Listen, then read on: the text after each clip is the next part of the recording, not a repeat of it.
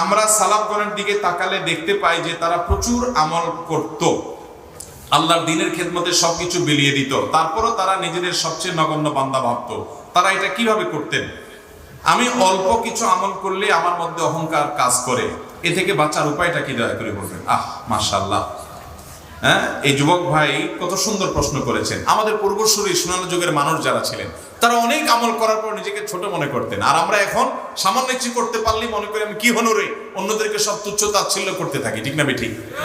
একজন ইমানদার তিনি নিজেকে ছোট মনে করবেন, যত আমলই করছি আল্লাহ যদি আমার সমস্ত আমল ক্যান্সেল করে দেন তাহলে কি হবে? আমার তো অহংকার করার কিছু নাই, আরেকজনের কোনো আমল নাই, আমি দেখছি লোকটা আমলে পিছিয়ে আছে, কিন্তু তার হয়তো ছোট কোনো কাজ আল্লাহ পছন্দ করে জান্নাত দিয়ে দিয়েছেন, আমি ঠেকাতে পারবো? অতএব ইমানদার সবসময় নিজেকে তুচ্ছ করবে, ছোট রাখবে। আল্লাহ আমাদেরকে বিনয়ী হওয়ার তৌফিক দান করুন। এই ভাই বলছেন কিভাবে এগুণ অর্জন করবেন? এটার জন্য বিনয়ীদের সোহবত এবং সান্নিধ্যে থাকবেন, আল্লাহর কাছে দোয়া করবেন, আর আপনার মধ্যে যে বোধোদয় আছে এটাই আলামত এবং লক্ষণ যে আপনি আলহামদুলিল্লাহ বিনয়ীদের কাতারে শামিল হবেন ইনশাআল্লাহ।